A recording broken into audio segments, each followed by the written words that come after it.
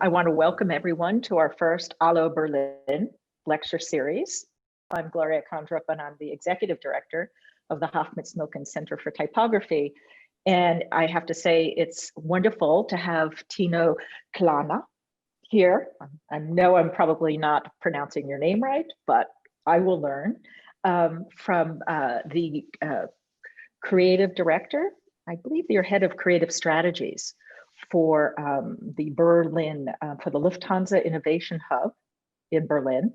I'm going to turn this over to two of my wonderful colleagues, Kristine Bowne, who is our Vice President of Professional Development and Industry Engagement at ArtCenter, and also Rob Ball, who is our Professor and Managing Director of ArtCenter Berlin.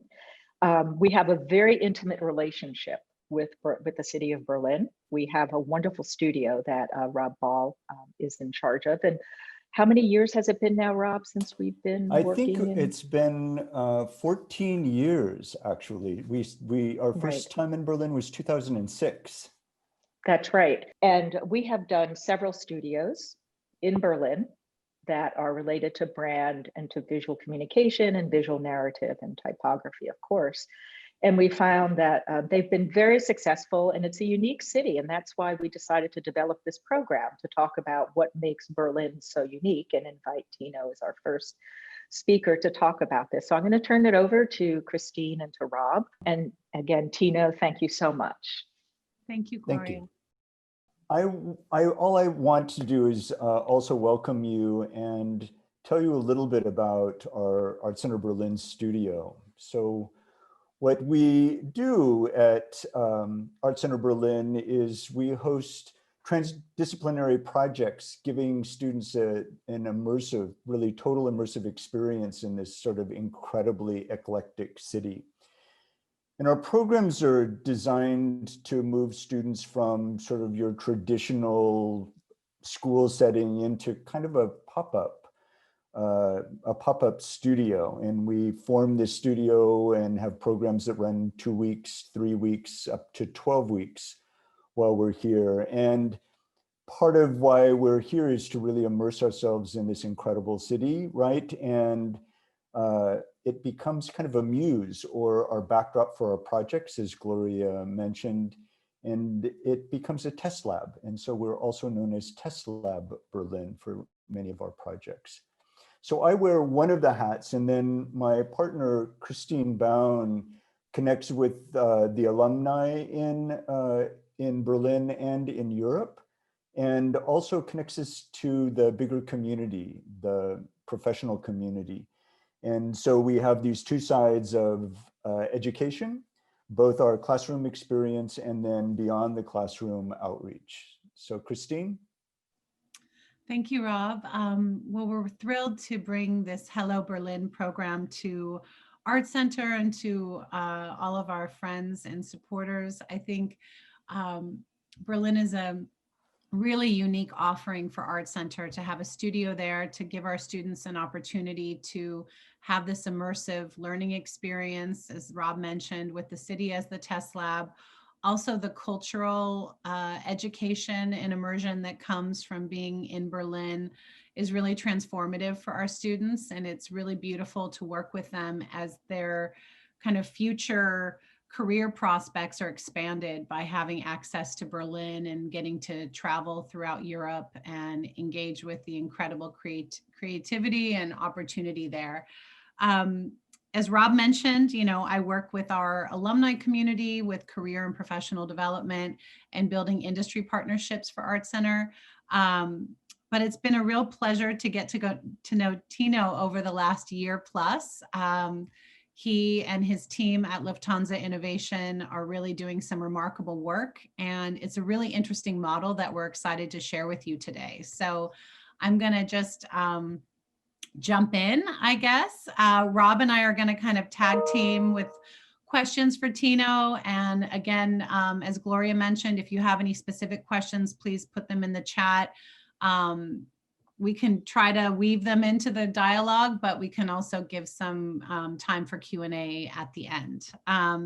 So I think, most people know Lufthansa. It's the biggest carrier in Europe. It's a remarkable brand, I think, in terms of its strength and recognition. But to understand a bit about Tino and his team's work, I'm going to turn it over to him to talk a bit about how the Innovation Hub within Berlin and within the larger Lufthansa ecosystem functions. Okay. Hi. First of all, thanks for having me. And let me quickly introduce you to actually Lufthansa first. So Lufthansa itself actually belongs to the wider Lufthansa group, which is actually Europe's biggest aviation group or aviation company. So this is actually not just about Lufthansa, but like some of our key figures, we have like 140,000 employees. So quite a size of a company. So like not just an airline. We have actually nearly 600 different subsidiaries. So 600 local companies or companies belong to the Lufthansa group. And some of our business segments actually are the different network airlines, so different carriers. We have also a low-cost carrier, so more some compared to Southwest, for example. We have our own cargo airline, so logistics airline. We have one of the biggest maintenance and repair and overhaul companies. So we do the technical maintenance for other airlines as well. And we have one of the biggest airline catering companies, the LSG Sky Chefs, which also does airline food for most of the airlines in the world. And if you look at our fleet, so the different carriers that we have, actually, yes, Lufthansa is the biggest, strongest, and maybe also the one most known. We also have the Eurowings and Germanwings, so the low-cost carriers. But we also own the Swiss and the Austrian, so the respective premium carriers of Swiss and Austria. So our neighbors, so we have a strong footprint all over Europe, and also Brussels Airline from Belgium. And here we also have the Lufthansa Cargo Airline. So those are actually, to give you a rough feeling of what actually the Lufthansa group comprises. And as Kristine already said, we are known as a premium carrier, as a well-recognized brand all throughout Europe, but also overseas. We are one of the few 5-star airlines within Europe, which is like an industry kind of standard, and 5-star is the highest. Just a few carriers have this. So we proud ourselves to be a premium carrier and try to bring that into our brand. However, as I'm part of Lufthansa Group, I'm not working in that environment. But in Berlin, around 5.5 years ago, we have built something that is called the Lufthansa Innovation Hub. And this actually looks like this. So this is, I would say, quite a contrast to what is happening in our headquarters in Frankfurt. What we have established there in Berlin, the Lufthansa Innovation Hub, is a unique setup. We are one of those digital corporate innovation labs that sometimes the people say nice words about, or maybe not so nice words about, but we have proven our impact to the group. Yes, after 6 years we are still there and trying to pursue our vision, which is actually, you see it on the screen, is own a share in every trip. So we believe that Lufthansa should not just engage within aviation, but in the extended travel and mobility chain, right? And we build businesses that help Lufthansa to actually own a share. So we build loyalty schemes, we build technology companies that fulfill bookings. We build all sorts of different products for the traveler, but also for other companies in the travel industry to make a difference, to create a better journey and actually create more value to the passenger and also to the destination and society. So actually what we are working on, and what especially my team is working on, which is the strategic design team of the Lufthansa Innovation Hub, is to build companies and not actually build the next feature of the Lufthansa app, because there are a lot of skilled people that are handling that, let's say, old school kind of topics, but rather we are interested in really bringing innovation and disruption to the industry. And my team is especially trying to do this by focusing on design and bringing design and strategy into all areas. So that's a short introduction to the Lufthansa Innovation Hub. Thanks, Tino. I think, can you talk a bit, just, we're going to get into some specific points, but I think, you know, when you talk about operating within Lufthansa and all of the various work that you and your team do, most of our audience, I'm thinking, are either designers or creatives. And is your team makeup primarily creatives? Do you have people who are doing marketing and kind of doing tech on like developers, or is it, can you give a bit of time to talk about the makeup of your Lufthansa innovation team?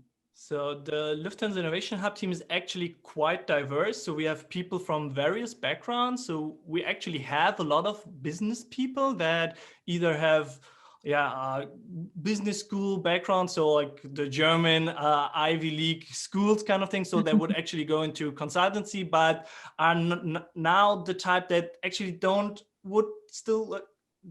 would love to do consultant work, but rather go to a startup, that are entrepreneurs that actually want to build something. So most of our people are builders. Some already have founded startups before. So we try to look for people that want to change something, that want to achieve something, that also believe in our vision and also have the drive. And we grant them the autonomy to actually act. And so a lot of people come from that area. We also have people coming from venture capital. We have also a lot of people, especially from my team, that are designers. Mm-hmm. So me myself, I have a background in industrial design, and we have one more with a background in industrial design, one with graphic design. Then we have one that is more focused on UX and UI. Mm-hmm. We have some folks that go to that still go to coding school. However, we don't have a whole bunch of developers in-house. So for that, we are collaborating with externals. Mm-hmm. But yeah, we have a whole variety of people, mostly coming from tech, startups, and but also creatives, and trying to always push to get more creatives on board, because it's never a bad decision to have more creatives on board. Yeah, and also you're always, I think, a lot of people in my ArtCenter world and just creative industries in general, you're part of your role is to advocate for the impact of creativity on business, right? Everybody has to kind of carry that into their work and make sure that people understand the transformational opportunities of getting designers to kind of attack some of these problems we're facing. I think, obviously with COVID and this insane time that we're all living through, certain industries have been completely turned on their head.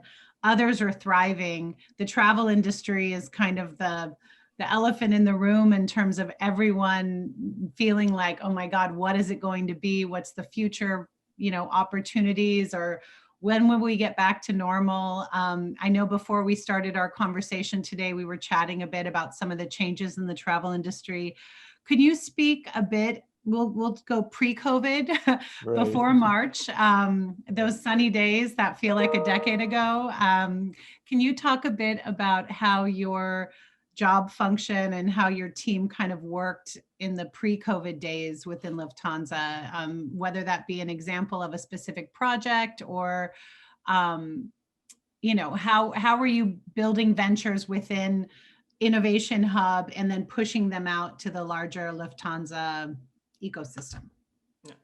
So right before COVID, we actually had some sort of wild card from the Lufthansa Group. So we are the dedicated innovation unit that focuses on building new ventures. So building new business models, building new business. So we are the only innovation unit that is focused on that, and also has dedicated budget for that.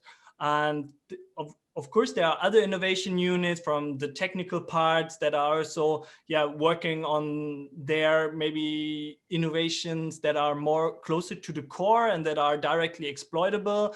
But our function over the last year was rather to be explorative, to understand what is the market, how things are changing. And we set ourselves the strategic guidelines to stay within travel and mobility tech. That's actually how we call our playing field, because we are also interested in all the ride sharing, ride hailing, the scooters, all the things like how people move, because the lines are really blurry, whether you are living in a large city and you cross the city, right? So something also for business purpose, this sometimes feels like travel already.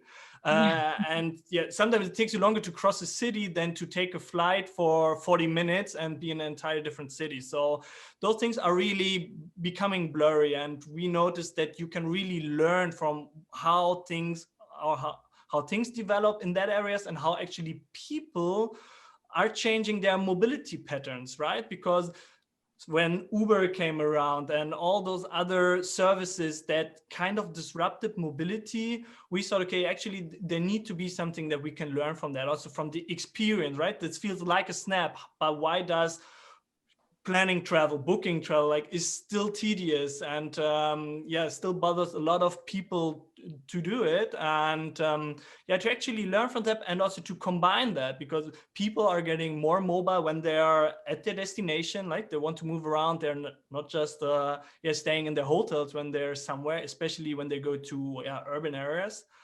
And so that's where we said, okay, we want that playing field, and we want we take the wild card actually and really see what can we find in there, but also create value for the passenger or for other stakeholders, like other businesses, if we build a B2B product, but also be able to capture value for the Lufthansa group, right? Because we are not just there to have fun and maybe found a company, I don't know, that is selling books or whatever, but rather to really create some value. And as you as a startup would start small, you could also think of maybe we can create some sort of strategic value, right?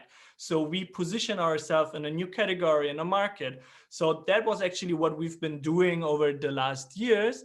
And whenever we were able to find something, because our approach is kind of lean startup, right? Trying to identify something, build something quickly, and then test it, validate it, iterate it, and then try to scale it. And then we would try to get more funding from the Lufthansa Group if we were able to convince people, also to convince them that we provide actually value to the Lufthansa Group. So they were not dictating us the topics we were working on, but we have to prove the value that on the topics that we are working on to them, right?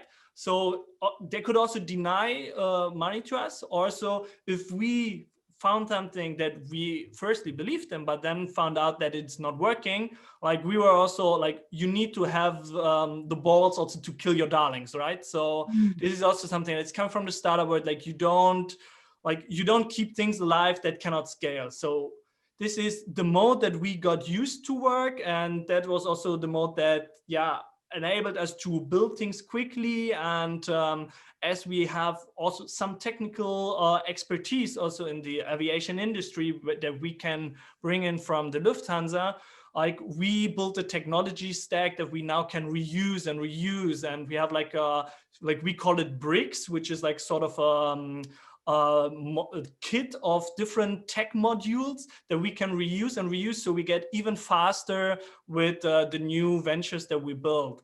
And some of the topics that we have been working on before is like Rides, which is now also a separate company, which is a transmodal loyalty scheme for millennials.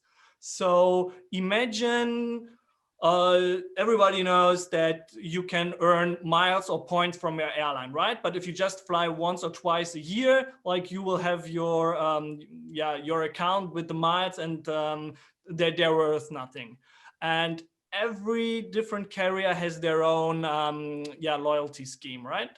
But what we have created is an independent loyalty scheme where you can buy, where you get rewards and points for every single mode of transportation. So even if you take an Uber or a Lyft, or like you take a Tier scooter or whatever you can imagine, even other airlines, you would still get points from us. So we were collecting data in the end, right? And then with the points, you could get rewards.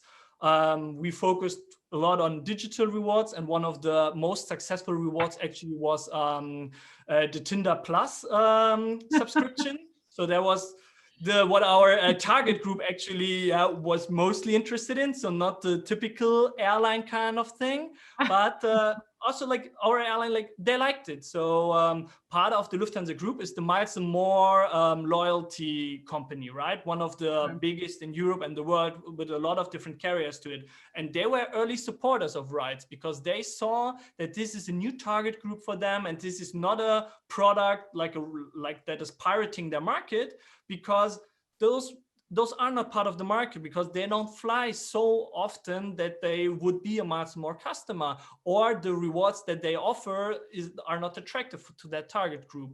So yeah, actually just this week, Rides went to the notary to become a new company, or like their own entity with founders. So also one of our team from the Lufthansa Innovation Hub is now the founder of Rides. So he was the previous project lead, and he decided to actually go with his baby, so to say, and now trying to scale it. And so this is one of the topics, but we are also doing different things in the sustainability area, where we...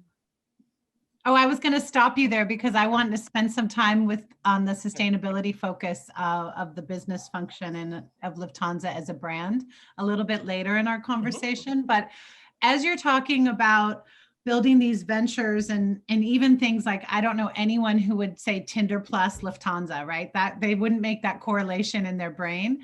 However, that's obviously super smart and interesting that you guys are finding these opportunities in the market in spaces that Lufthansa as a brand had never explored. When we talk about kind of a heritage brand like Lufthansa, your team working in this kind of disruptive way, and yet still needing to be part of this, you know, kind of system or company or community, how do you maintain kind of the brand values of Lufthansa as you operate in such a disruptive and broad way? Well, this is always something that is difficult to do, right? So you actually need also to find the right set of people for that, because you can't just take the rogue startup only people that hate corporate environments and hate everything about it, because we do work a lot and collaborate with Lufthansa, right? We always say that you need to walk in different shoes, right? So we wear the sneakers in Berlin, maybe the leather shoes in Frankfurt. No, we are known to be the sneaker guys also in Frankfurt, and not wearing suits and all those kind of things. So also people accept us how we are and who we are, but it is always a balance. And also with our brand, which is kind of louder and way like contrasty compared to the Lufthansa one, but so our word mark of the Lufthansa Innovation Hub logo is actually the type font of Lufthansa.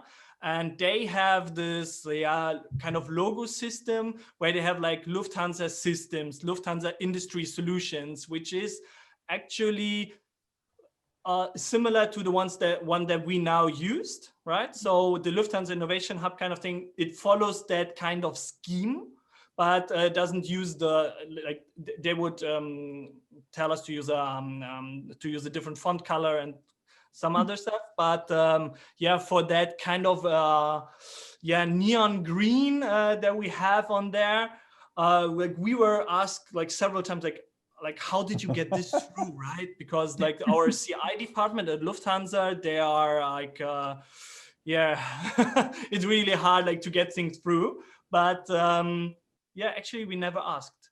We just built it, and we just launched it, and now everyone knows, right? And also if we collaborate with Lufthansa and we do workshops and stuff, we still keep our PowerPoint master, and then we also have a lot of green in there. And yeah, people now know us, right? And if you belong to a group which, as showed before, like around 800 subsidiaries or 700 subsidiaries, right? It is good then when people remember you, especially if you're not so close to the headquarters, because this is The also minute like you started, decision to position yourself a little bit further, right? And also to bring some sort of visual difference between you, because we want people to notice when we build things, right? Because if you just do it under the Lufthansa brand, maybe like things will not get noticed that much. But now also in the innovation ecosystem, in the startup ecosystem of Berlin, like we kind of built a reputation and people notice us just because of the green. It is horrible because you cannot print it, right? And our brand responsible person, she said like, nah, it's not a problem. We're a digital brand, right? And the day after we tried to print something and we have a lot of different green tones within our office, but this is something that we have to live with, or we have to pay the extra for for advanced printing, right? And I think Gloria, Tino, hold on one moment. I think Gloria. I had to jump in the minute you started talking about the whole brand system and the brand identity. To me, this is, this is our area. And that's why I was so excited, Tino, that you were going to come after I saw the website too. I mean, it looks like you commissioned a special typeface just for Lufthansa Innovation. You can see, I mean, it's extremely not the brand of Lufthansa. And I was wondering, how you managed to blend the two, and who, was it you, Tino, who decided we're going to go this route? No, actually, we have a dedicated, we have a communications team, and the head of the communications team has a long history in advertising, actually. And she is responsible for the brand, the tonality, and they are also the ones that are the shepherds on the design system also. However, I'm a strong advocate and bringing those things forward. Actually, the vision of own a share in every trip, like those strategic parts of that, those are the parts that are coming from myself and my team. But like the brand and communication, like we have actually a dedicated, really like a team that, tries to have an eye on that, because it can get also diluted quite fast if you have a lot of non-designers in your team. And It's kind of an interesting relationship, and I'll turn it back to Kristine, because I look at what your innovation hub is doing. It's sort of like the relationship I see SpaceX has with NASA. When you have these two very competent groups, but you see the visual voice of one has really, I think, helped with the voice of an older institution. So when you think of who you're talking to, for instance, your audience, the Lufthansa Innovation seems to be a very different audience, and bringing perhaps a new group into Lufthansa. So here you have what would be considered a contemporary voice, helping a little more conservative, business voice. Yes. And I think perhaps that is why you're in Berlin too. Yes, because we are actually positioned in Berlin because it is also the heart of the travel and mobility tech startup ecosystem. So most of the startups in the German market that we're initially interested in, they're based in Berlin. So also Berlin is like some sort of general capital of German startups, or like a certain area. So this was some part of that. And yes, like we are also there to build some sort of street credibility for Lufthansa, right? And to build up a reputation of actually understanding what those startups actually want, what they need, and to really build also an environment and system where you can partner together, where you can work together and actually also speak the same language, right? Because in Frankfurt, within airline headquarters, they speak a whole different language than in a fast-paced startup or venture capital space that is centered in Berlin, but more or less like a global network, right? Yeah. Rob, do you want to, I'll turn it over to you. Do you want to ask Tino a bit about the post-COVID pivot Yeah. So we're all required to do now? before we get there, I wanted to ask you, when you're talking about the projects that you take on, and I think a lot of from designers, how do you determine what you're going to spend time on, right? So you said if it's not coming from Lufthansa, do you get together and look at the landscape of this total a share of every journey, and then look at that customer experience, and then sit with your group and say, hey, let's work on this area, or let's work on that area? How do you decide what kinds of projects you work on?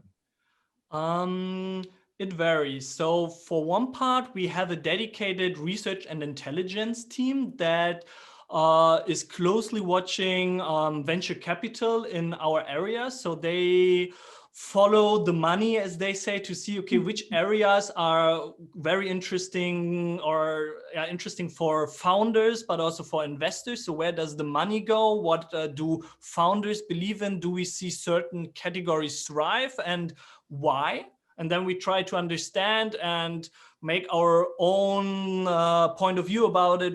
How would that fit into Lufthansa Innovation Hub, and also our maybe also our passengers, and then say, okay, should we try to get active in that area? So that could be coming from that area, but also we pick, let's say, interesting topics. So for example, the topic of well-being. And we say, okay, this is a topic that we want to get deeper into. And this is also part of the work that my team is doing. We take those topics and then we try to explore what is in there. What are the needs of the customer, the passenger, right?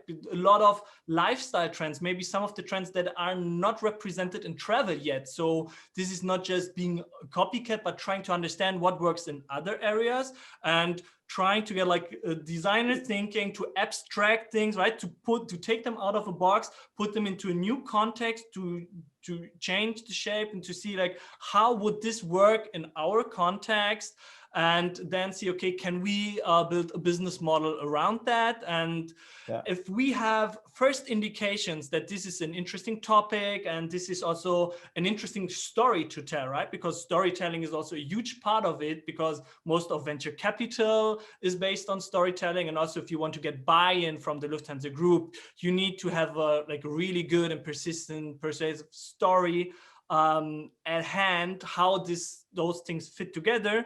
And then we just build quick mock-ups. We build first screens. What we also usually do, we build custom brands for all our products. So usually there's never standing Lufthansa on the new products, just in the imprint somewhere on the website if you look for it.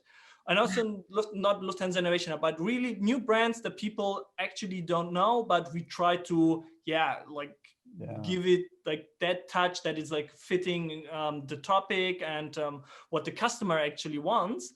And then see, okay, does this work? Can we bring this further? Yeah. Well, so to now pivot to the elephant in the room, and that is COVID, right? And the incredible disruption that this virus, and of all industries, the airline industry has been the most affected, or certainly in the news. And within that, Lufthansa has been really in the news about this as well, and the effect of travel. And how is Lufthansa addressing that? And further, how is your innovation hub talking with Lufthansa and coming up with your own way to address it? Mm-hmm. So there's nothing to lie about. This is the biggest crisis of aviation ever, and also has hit Lufthansa very, very hard. And also most of my colleagues from Lufthansa, the ones that are actually have flight related jobs, so that so their job is to keep planes up in the air and to keep operations running. Those are currently sent to short-term work. So they are not working at the moment because they don't have anything to do because we don't fly. And however, the Lufthansa Innovation Hub, as we don't keep planes in the air, but rather build businesses and stuff. So we use our skills and our way of working to actually help our corporate mother to get through the crisis, to build new products and services, to to actually also show what is happening in the market, what is happening out there, to help them understand why are customers and passengers behaving like that, because they are behaving totally different at the moment. So whatever you have learned before is not true anymore. All right. And so you need to be like more agile. You need to be customer centric and empathetic to actually understand what is happening out there and understand why does it work for the other airline? Why doesn't that work for that airline? And we try to bring our unique way of working and thinking to the group, to various different areas at the moment, which is really interesting to see, and also really great to see that we can really have an impact on a more general level at the moment. So rather exploit the technologies that we have, the skills that we've built, but also the mindset that we have in actually getting our hands dirty. Because Lufthansa is a big company. You have a lot of senior management. You have a lot of people that are with the meetings a lot, but you don't have a lot of people that can get the hands dirty, that understand things and really push things forward, right? And also maybe sometimes not follow every rule, because we have learned to sneak ourselves around technical restrictions, to build stuff behind the legacy IT that is actually connected, but we can build it fast, but we can connect it, and we comply with every security measure, like with everything that is demanded, but we build things way faster and we don't cost money in the end, right? Because now there's cash freeze. You cannot give money out to externals that could build something for you either, but you need to keep the money internally. So this is also where we kind of can position ourselves now as a really like the speedboat, and also the supporter of various different topics. And Lufthansa is actually also listening to a lot of the things that we are saying at the moment. So what we have built in the past of the last months, for example, is to help Lufthansa with paying back the customers their canceled tickets, right? Because when there are no flights, people want their money back. Me too. But for an airline, this is not good, because this is bad for your liquidity, right? You run out of cash very quickly because you already have the money, but then you need to give it back. You got to give it back. And also, in normal times, this kind of procedure is like, it happens like you can count up like with your fingers, right? But now this was like massive amounts, and this process was not automated. So there's right now it is kind of automated, but back in spring and summer, there were still people answering hotlines to do this. So we understand every passengers that this is like they want their money back, and this is not a great process experience wise, but like this is old legacy IT systems that you cannot change over a day. And what we have built with the Lufthansa Innovation Hub was a solution where you could refund your ticket with a digital voucher. So we actually prevented cash out and created savings. So you could say, okay, no, I want a digital voucher, and then we would also give you, I don't know, a 5 or 10% on top of it. So you have some sort of incentive to decide, do I want cash out or voucher? And so we've built that technical system, and in the end prevented cash out from 120 million euros or something. So really like an impact on the balance sheet for the Lufthansa, and also something that is, a whole different number than when you build a loyalty startup. It's kind of interesting, Tino. I look at, perhaps, all of these technical and business solutions are really built into, if you look at this as a design system. And I think that's where why you want to hire creatives, because Rob will attest to this too. We're not just teaching our students to, think about visual design, but we teach our students about system design, which I think is very relevant to what you're talking about. Coming up with this thought of, why not do digital vouchers can come from a design process, designing a system. And I don't know if that's how you work in the innovation group. Do you approach it from not necessarily a business system model, but perhaps a more creative design system? How does our system going to work, the design of the system? It depends. I don't know. So what we usually have, if we have like one sort of angle, then we try to see, okay, do we have a bigger system around it? But as you say, most of our ideas, some sort of have a system behind it, or like a bigger platform kind of model. But yeah, if you come from a systems perspective, so you still have like all those different stakeholders and the dynamics between them that you can play with and actually change and really see, okay, how does the system change if I do this here and do this there? So this is what we call like dominant logic, that every business model is like also something that you can design, right? So you don't design with, I don't know, color or typeface, but you design with different aspects of a business model, right? So this is also why we call ourselves also business designers or strategic designers, saying, okay, we play with those different parts, right? We have, let's say, our material is a little bit different at the moment, but we try to apply the same thinking that we have learned.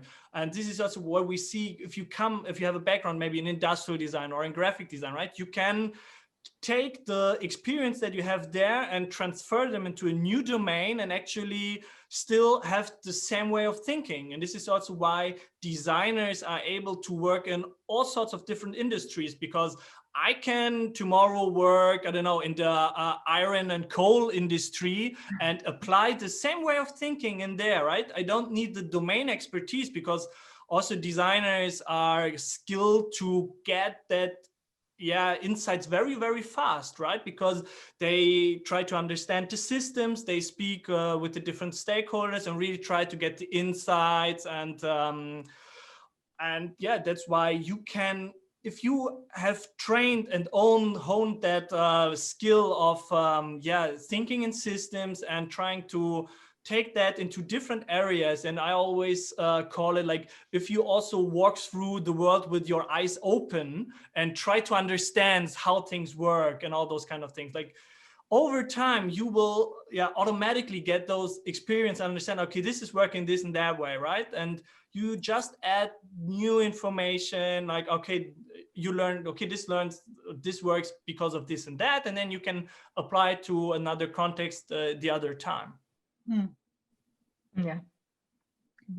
There's a number of areas we still want to touch on. I mean, we still haven't talked about the sustainability, some of the sustainability, the Compensate program that you guys have helped institute, right? Or organize. Can you, yes. I mean, so I know that there's a number of topics, but this is really, I know, something that our listeners are really interested in. Is you have this giant airline, right? And sustainability is on every designer's mind now, and especially now, right? So how have you made an impact in that area? Yeah, so actually the topic of sustainability was relevant for us in the Innovation Hub for a couple of years already, right? So there was not just, it was way before Greta turned up, but so we are exploring that topic and trying to understand, so how does sustainability work in the travel industry? Because it's not just carbon emissions, but there's also societal impact on the destinations where you go, right? There's all those over-tourism topics, and also food waste in all-inclusive resorts, and all those different things where you have sustainability impact within travel, like we try to understand and get our heads into before already. But what happened then was that Greta Thunberg turned up, and yeah, so that was really also in Europe even bigger topic than probably in the US. So she was everywhere, right. And also the topic of flight shaming really became relevant. And first, we have to really admit that Lufthansa Group was actually talking the topic down. So really before, like they were not so interested in the topic because this is just something where they would spend money on, but cannot make money with. So that was actually their kind of thinking. And, but then Greta's voice became louder and louder. And then also Carsten Spohr, which is like the CEO of Lufthansa Group, said, like, we need to have something.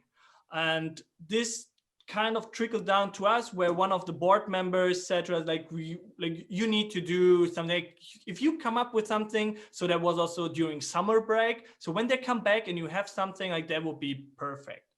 And so did you develop an environmental charter, a sustainability charter? Was that what you asked to do? We built, and also what we actually built within 4 weeks until launch, was Compensate, or compensate.com, which is a website, which is a new sort of compensation scheme for also, again, all sorts of airlines. So how it worked at the beginning was, you as a traveler, you could make an account at compensate.com, and you could compensate, you could upload your flights, and you have like a better calculator on what was on the market back then, also not very nicer experience. And then you could decide whether you want to offset by planting trees, which is the common way, but not that helpful for nature. Or you could, which was the innovative part of that, you could purchase SAF, which is sustainable aviation fuel, which is the one that we use is made from actually old frying oil. So, which is completely carbon neutral. And we convinced the corporate fuel management Lufthansa. So there's a dedicated unit called corporate fuel management to purchase SAF, which is also way more expensive than standard kerosene. And so, and then you could, like, Lufthansa committed to actually put the amount that you offset it into one of their next flights within 30 days.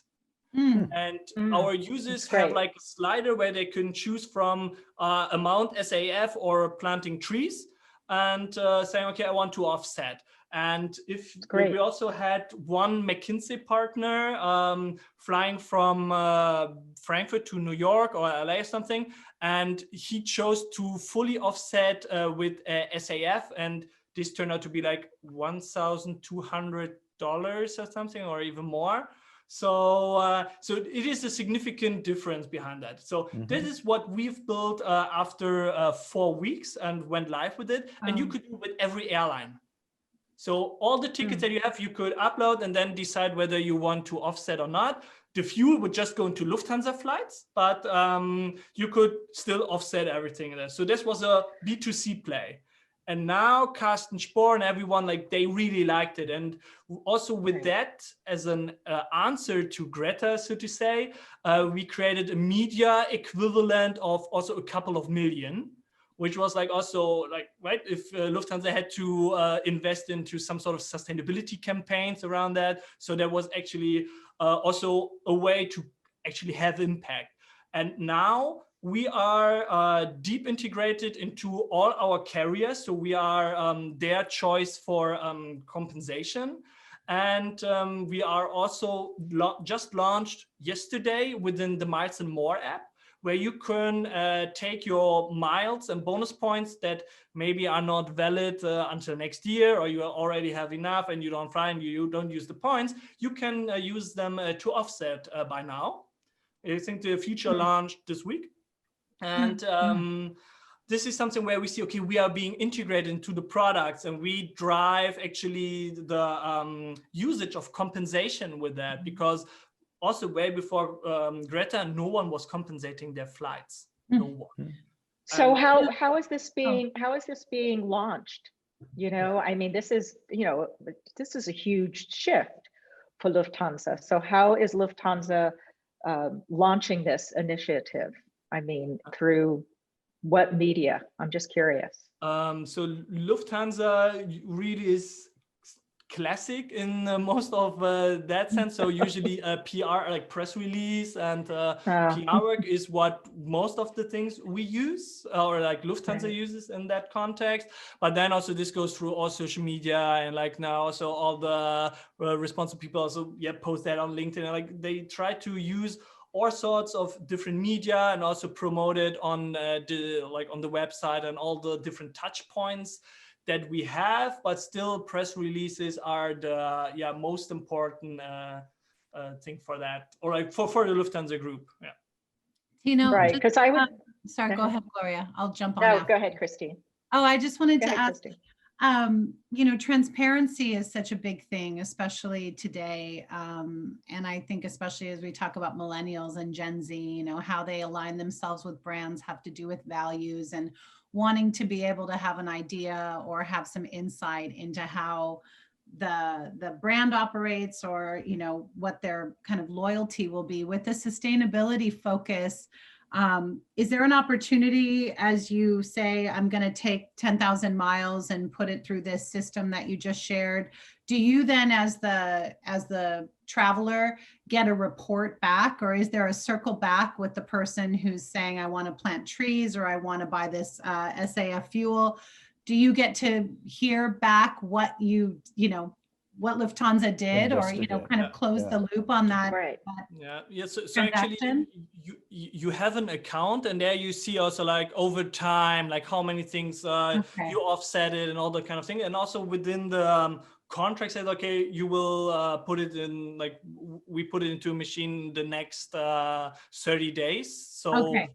So this is just automatically done, because we have this arrangement with fuel management. But all those things, we try to handle it as transparent as possible, and that you really see the things. And because we also want to engage you, right? We want to also keep you engaged over time, that you log into your account and you use it. And we have also launched a corporate version for that as well, where companies could offset like their whole business travel, saying, okay, ArtCenter could say, we take the Compensate approach, and we become a customer of Compensate. And there we also have like certificates and like those things that you can put on your website, where you say, okay, we are a carbon neutral traveling company.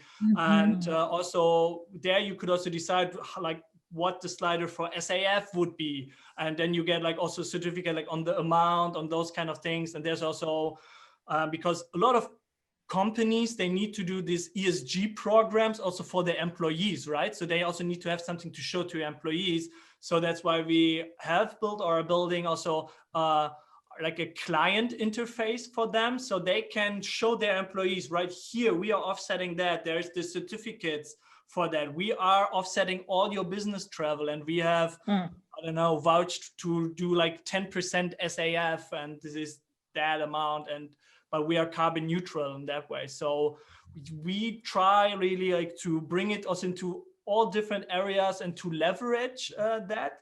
And also maybe interesting, because we are set out to create ventures and companies that create money, but for the Compensate thing, we don't take any cent away. So all the money that you offset is directly put into planting trees or into SAF. And all other compensation schemes out there, they take money out to at least cover their cost. But Lufthansa has said, no, this will backfire in the end, because if we do something and we have our own company and then we make money with that, we cannot do that. So I have to just say that I'm sorry that we're not able to do ArtCenter Berlin, our innovation studio, Rob, because I think this would have been a perfect. I think this would have been a perfect opportunity. Let's do it. Lufthansa Innovation to partner with the students who are basically of. This is a huge concern to someone who's 20 20-something-year-old. And perhaps it needs the push from the younger people to say, look, this is the best way for you to communicate this. This is the best way to set up this kind of system. And this is exactly the kind of project that ArtCenter Berlin, our studios, would bring together different students and Lufthansa to say, look, you perhaps might need to talk to us, and you need, perhaps we can talk to you a little bit better, because I think it's a phenomenal program, Tino. Yeah. But it's not getting out there. It's not reflected back into how, how Lufthansa is doing this. And I think by partnering with education, right, and with students, sometimes it's a little safer for Lufthansa because it's not coming from Lufthansa. Yeah, it's coming from the group, the younger, the student, the new traveler, who really looks at this from a more transparent point of view, not the Lufthansa corporate point of view, but from the point of view of someone who recognizes Lufthansa as this is an important approach, and it's an important, innovation. So Rob, like I said, traveler, no, right? I mean, so, we've talked about, Tino, we've had conversations about doing projects, and this is a great potential brief, Gloria, absolutely. I'm also go ahead, I'm sorry. Go ahead. No. Oh no, I was just looking at the time. It feels like it went by so quickly. I know it went by so quickly. I see a lot of people saying they love the concept of entrepreneurship, business, and design. I think that's an important concept of the future. Tino, you're a great example of a design thinker who has able to have such a huge impact on business and entrepreneurship. And unless we have any more questions? I see. Do I have? Gloria, while you're looking at questions, maybe we can close with just talking a bit about why Berlin. You touched on it a bit, Tino, in the sense that Berlin is a tech and mobility hub.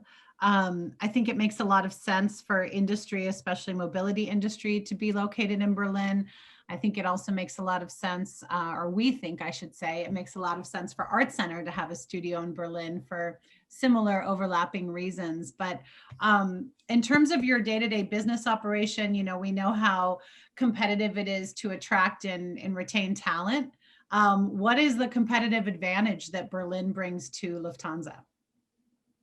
Well, the competitive advantage is that Berlin is a city where more people that fit the profile that we need would consider living in, because in Frankfurt, also in Cologne, you have major issues, maybe having developers be there or having founders go there if they don't come from that region, right?